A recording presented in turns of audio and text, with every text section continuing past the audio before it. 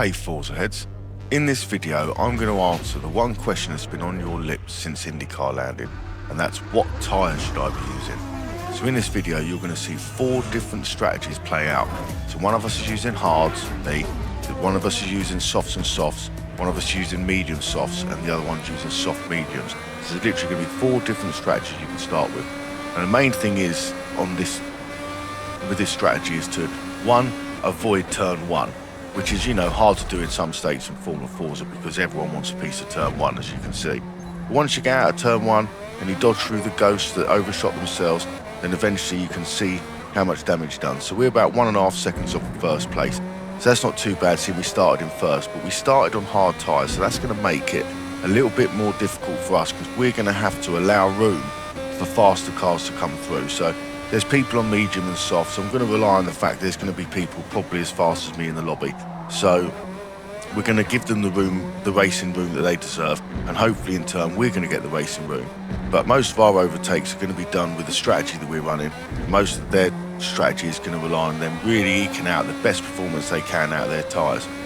Because if you start on soft tyres at the start of the race when everyone is bunched up, then it's going to be hard for you to really optimise the best time out of them tyres. For instance, say your lap time's 1:18 on soft tyres around a certain track.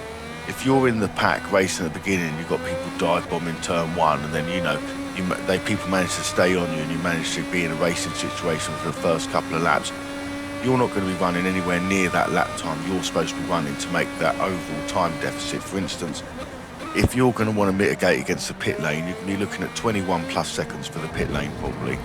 Some cases it's probably going to be up to 27 seconds or something like that.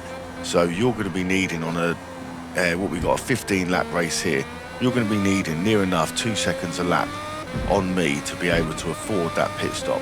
And then you're going to want to need to come out in clean air. So as someone who starts on soft, you very much need to get out early, get all of your racing done early, and try not to run out of softs too soon.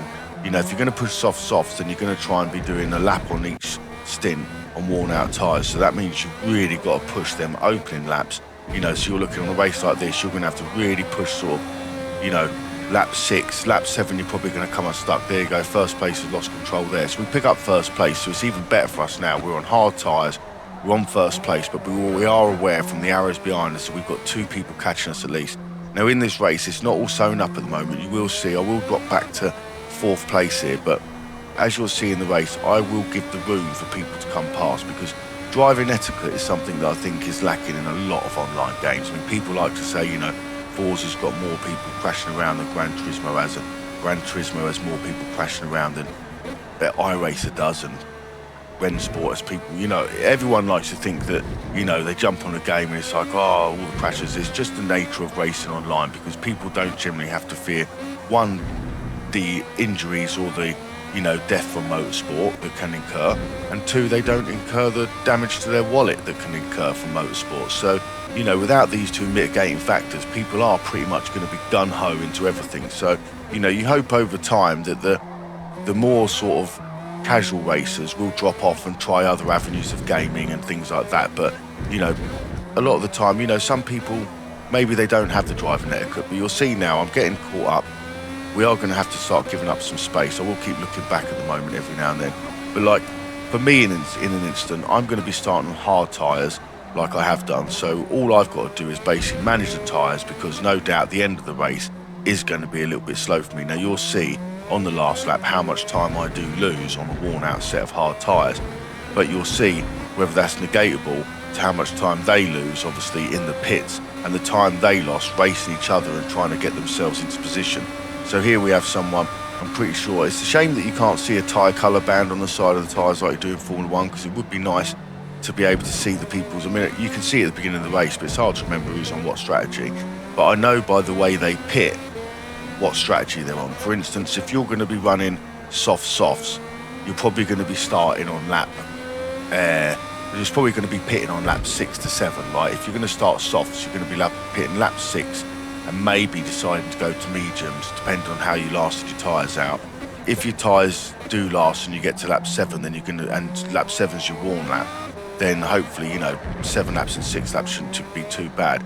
If you're doing mediums, you're going to be lapping anywhere up to lap 9. So what you'll see is there's one person here pits on lap 6, one person here pits on lap 7. So I think the lap 7 one is pushing the softs by his lap times. The one who pitted on lap 6 was going soft mediums.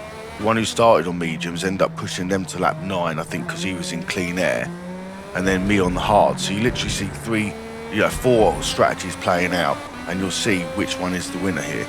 You know, as you can see, I've already let one person pass, and he's gone off into the distance because I'm not going to be able to race at the same race pace as these if these were on soft tyres. And I already have had, you know, the foresight of looking at the beginning of the race to see the people around me were starting on softs and mediums. So I'm not clutching at straws here. I knew who was running, but you know what's happening is, again, I've just shared the space with me, and you can see he was even quite clean coming past me because he'd already witnessed with the guy he'd been racing beforehand that I gave him the racing room to come past. So he presumes I'm going to give him the racing room, which means he didn't shut my nose off. He didn't close any doors on me. Because honestly, I got warning. I don't know if any of you had the warnings off of Forza about fair play and all that lot. I mean, I'd love to say that's a great thing, you know, because I would like to have fairer races. But if they want fair races, you need a ranked lobby system like they had in number 7, where you can end up in an elite lobby system if you win so many races in the, you know, silver categories, bronze categories, silver categories, gold categories, and so on. I do think ranked lobbies would be a way of doing that, because in the way things are implemented at the moment, everybody knows penalties are, you know, a bit like VAR in the Premier League. You know, the more Forza seems to intervene with it, the less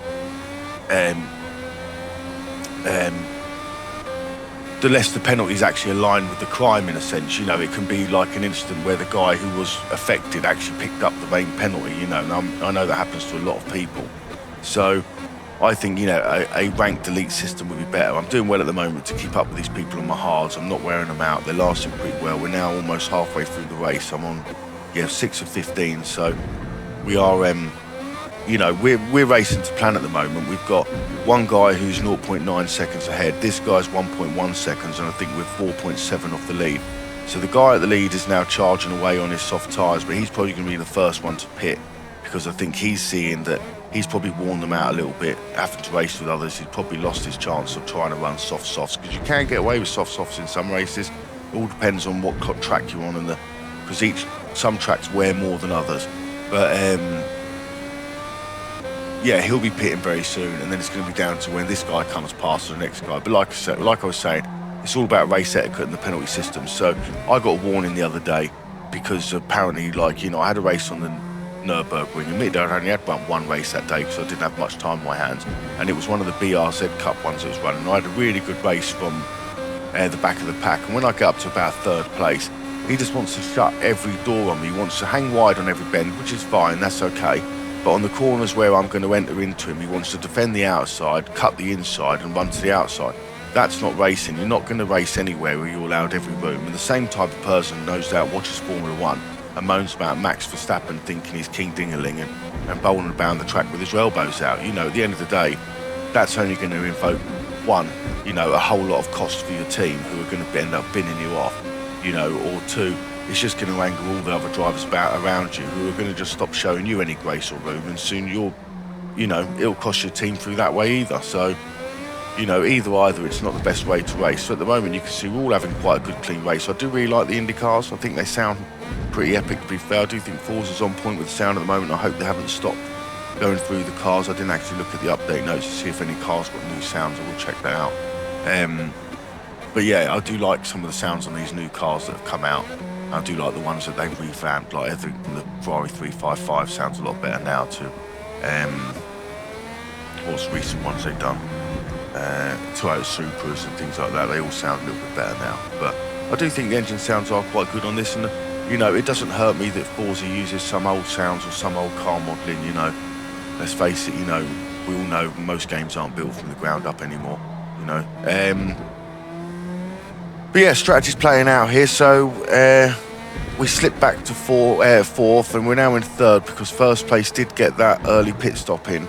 We're now up to lap 8, and these two are sort of going to be heading in for the pits now. So I think the guy who pitted on 1st is probably going to run softs and then try and run softs again, because he already thinks he's got a lead. So running a worn lap on softs at the end isn't really going to cost you too much in that extent.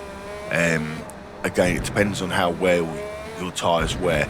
So I do see things where people think that the tyre wear is not linked to, like, you know, your tune so much. I know the tyre wear is not really linked to curb so much, but the tyre wear very much is linked to your tune, because if you're using more toe, which I will use in some cases to create rotation, you create more friction in a straight line. So, you know, you will increase the straight line wear of your tyres. You may slightly reduce the cornering wear of your tyres, but it's the same with camber. The less camber you run, the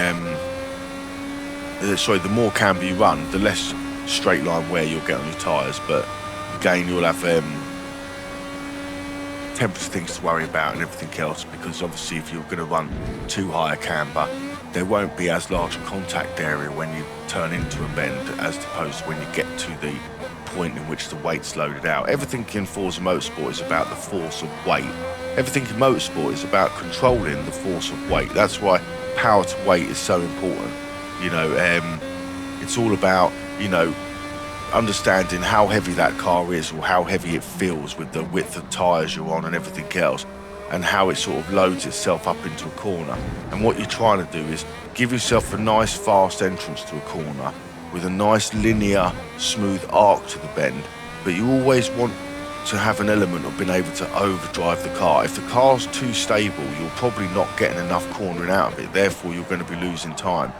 If you can get a car that is slightly loose and just beyond the elements of control, which is something that Max Verstappen does. Here we go, last guy's pitting now. We're on lap 9, we've got 6 left. Excuse me, my tyres are probably going to like wear out on the last lap. I'm probably going to have the last lap, maybe a lap and a bit, to eke these tyres out. But now, as you'll see here on the hard tyres, we probably had the perfect start, and we didn't get mixed up with any of our enemies in a sense. You know, we raced our own race, and it's one of the things I've said in all of my previous videos is you must race your own race, because if you start getting involved, especially in these longer races with different strategies, you start getting involved with people, then all you're going to do is lose time to each other. You'll both end up costing each other time. You need to be able to, like, you know, if the guy's faster than you, if I'm heading to a bend and there's a guy who's a second behind me and I'm watching him for a lap, he stays a second behind me, then I'm going to be inclined to sort of stay more on the racing line until a point where I probably spend too much time looking backwards, make a mistake, and he can make his move, or vice versa.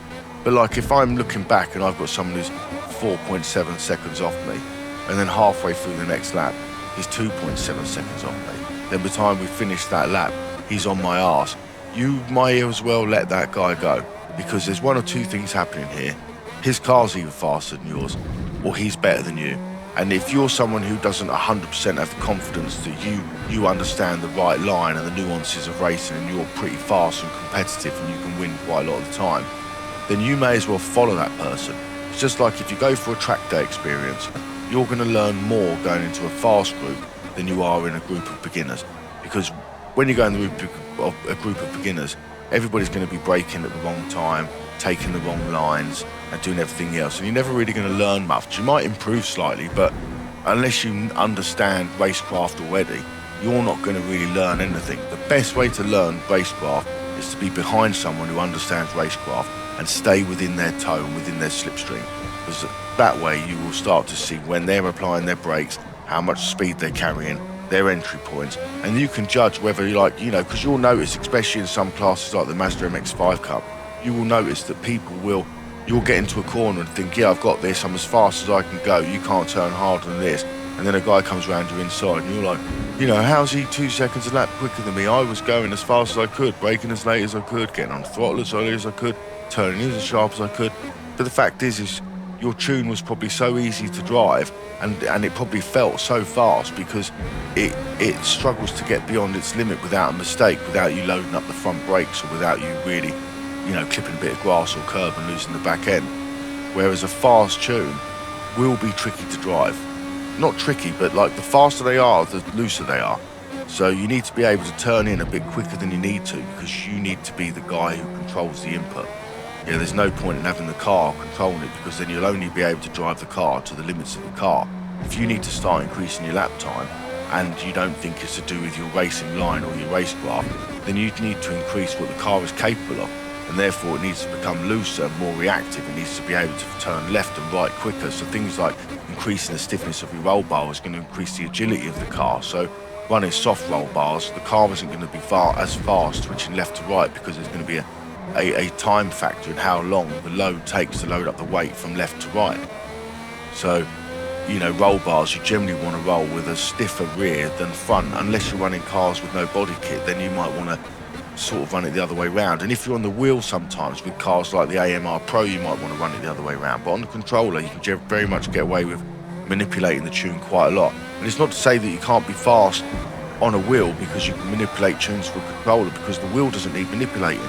If you get in a car and you watch, if you've got the controller and the wheel, if you go in a car and you get to full speed and do a cockpit view, like if you watch me try and take a bank turn now, I will, at full lock, I will only be able to put about 50% input into the steering wheel, because the computer will put a dampening effect on the fact that I'm on a controller and I'm travelling at that speed, so it'll only allow that much movement on the steering wheel. You know, whereas if you actually go with the steering wheel, at any speed you can overturn them front wheels. So you've already got the speed to be able to pick a faster line into a corner. You're just going to have to be smooth with it. And for that, you generally need to tune a more stable back end, because the input speed of the steering wheel is different to the controller. So it's not just, you know, apples and pears. You know, you're trying to compare two completely different things. So, yeah, you know, that in hindsight is something I just thought I'd go into, I suppose, for you. If there's anything you want to know about anything like that, or there's any questions you've got about Forza Motorsport or tuning or racecraft or anything like that, or there's anything you want to see, you know, that you think can help you, or anything you want to learn. You know, I've been doing this a long time. I understand a lot. I'm the type of person who races pretty loose and fast, to be honest. So I just scratch my ear then. You know, I'm loose and fast. I like to race pretty hard. I'm not worried about generally trying to always be the fastest lap time, unless there's a challenge set, which I have picked out a challenge I might try and chuck on this weekend for you. So as we've got the Australian series running, the Spec Series, I did go through the rivals, and they didn't have the Mazda MX-5, but they did have the Australian Spec Series and the Le Mans. So I chose the Spec Series, and I thought, for an idea, we could do one of my lap challenges where it's bar first in the Spec Series Australian Challenge. You can do one or two things. You can join the leaderboard. There's only 2 people on there at the moment, and you can set your best time. But you can also, on the video when I release it, on the comments, you can release your tune. Excuse me, you can release your tune or your tune name. People type low, and if you put your tune name on there and your gamer tag, I'll go on there, I'll find the tune, and I'm away at the weekend, but next week I'll have a couple of goes and I'll see the tunes that feel, and I'll give you a little update on what I thought of your tune. I can do it privately or on the video, and see how it feels, and I'll see whose tune I can lap the quickest in. But I've set a pretty good lap time on the video.